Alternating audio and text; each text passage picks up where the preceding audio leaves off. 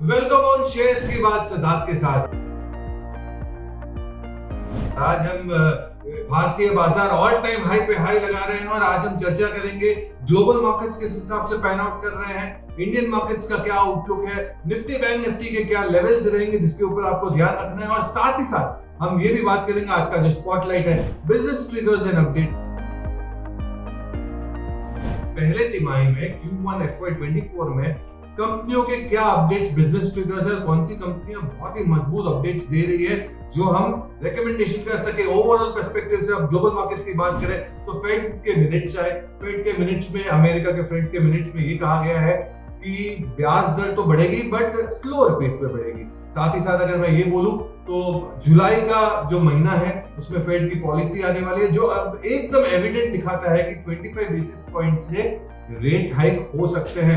Majority यही उम्मीद है। साथ ही साथ अगर मैं कुछ दो डेटास की बात करूं जो आने की उम्मीद है वो है यूएस के जॉब डेटा 2.5 लाख डेटा की आने की उम्मीद है, जबकि इन्फ्लेशन दैट इज सीपीआई के आने की उम्मीद है 3.6% की, जबकि प्रीवियस मंथ 4% पे था। तो इन्फ्लेशन भी घटने की उम्मीद हम देख रहे हैं। साथ ही साथ ग्लोबल बाजारों की बात करूं तो ऑस्ट्रेलियन सेंट्रल बैंकर आए थे उनकी पॉलिसी लेके।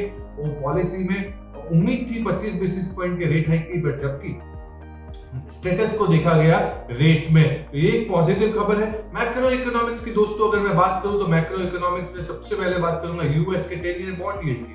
यूएस 10 ईयर बॉन्ड यील्ड 3.93% देखा जा रहा है, जहां जो क्लियरली दिखा रहा है कि 25 बेसिस पॉइंट के ब्याज की बढ़ोतरी होने की उम्मीद है जुलाई में। साथ ही साथ ब्रेंट क्रूड कच्चा तेल $77 के करीब। अगर मैं यूएसडी आईएनआर की बात करूं 82.4, डॉलर इंडेक्स 103 के करीब। तो ये है मैक्रो इकोनॉमिक्स। अब निफ्टी बैंक निफ्टी जो ऑल टाइम हाई पे है 19,400 के करीब, 65,000 Sensex which is all time high. क्यों? स्ट्रॉन्ग एफआई फ्लोज, करीबन 16,000 करोड़ 16,000 करोड़ के फ्लोज तो हमने जुलाई के महीने में ही देख लिए। 1,20,000 करोड़ यानी $15 बिलियन के फ्लोज हमने 3 महीने में देख लिए। पिछले 1.5 साल की बात करूं तो एफआई फॉरेन इंस्टीट्यूशन इन्वेस्टर्स ने करीबन $20 बिलियन की बिकवाली की थी इक्विटीज में, जिसके सामने $15 बिलियन तो उन्होंने 2-3 महीने में ही डाल दिए भारतीय बाजार में, जिसके कारण हमने ऑल टाइम हाई भी देखा है। ओवरऑल Q1 के नतीजे आने वाले हैं जुलाई में, आईटी कंपनियों से नतीजे शुरुआत होगी। लेवल्स की बात करूं तो निफ्टी के लेवल्स होंगे 19,100 19,100 on the downside and 19,700 on the upside. These are technical levels. On the bank nifty front 43,500 and 46,500 on the technical levels we are looking at as a range in bank nifty. बाजार में 200-500 point के correction कभी भी आने की उम्मीद है और वो हेल्दी भी कहलाया जाएगा, क्योंकि वन वे मूव मार्केट जब अपसाइड में करता है वो हेल्दी नहीं कहलाया जाता है। तो एक छोटा बड़ा करेक्शन हमेशा आ सकता है। अंडरलाइन मार्केट का जो है वो बहुत स्ट्रॉन्ग है, मिड कैप स्मॉल कैप्स बेहतरीन परफॉर्म कर रहे हैं। और आज हम जो दो स्टॉक्स के बारे में चर्चा करने वाले हैं जिसमें से हमने निकाले हैं बिजनेस ट्रिगर्स और अपडेट्स। ऐसी कौन सी कंपनियां हैं जहां पे उनके अपडेट्स बिजनेस ट्रिगर्स जो वो बात कर रहे हैं अपने अलग अलग कॉन कॉल्स प्लेटफॉर्म्स में, जहां पे हमें पॉजिटिविटी दिख रही है। तो आज हम स्पॉटलाइट पे चर्चा करेंगे business triggers and updates.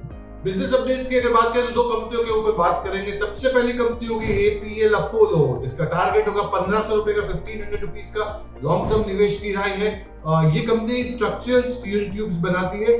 Q1 का जो अपडेट देखा है कि 56% वॉल्यूम में इजाफा हम देख रहे हैं YoY बेसिस में। ये स्ट्रक्चरल स्टील ट्यूब्स बनाने की कंपनी जिसका मार्केट शेयर एक टाइम पे 27% हुआ करता था, आज 50% के ऊपर का मार्केट शेयर है। सो एपीएल अपोलो जिसका 38% सीएजीआर ग्रोथ की हम उम्मीद कर रहे हैं। खरीदारी की राय 1,500 रुपए के टारगेट के लिए, 1,500 रुपीस का टारगेट, 1 ईयर का होराइजन।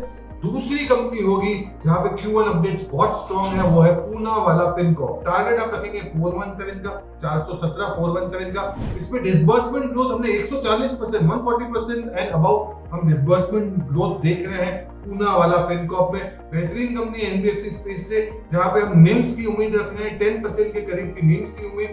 ओवरऑल पर्सपेक्टिव से काफी बेहतरीन एनबीएफसी कंपनी, टारगेट आप रखेंगे 417 का। ये दोनों ही कंपनियों में बिजनेस अपडेट्स और ट्रेडर्स काफी स्ट्रॉन्ग दिख रहे हैं Q1 के लिहाज से। दोनों पे खरीदारी की राय लॉन्ग टर्म पर्सपेक्टिव से ये ना भूलें कि आप अपने ब्रोकर या जो भी एडवाइजर है उनकी सलाह लिए बगैर कोई भी खरीदारी मत करेगा। खुद की रीडिंग करनी बहुत जरूरी होती है। So thank you so much friends for watching shares की बात सिद्धार्थ के साथ। Investment in securities market are subject to market risks. Read all the related documents carefully before investing.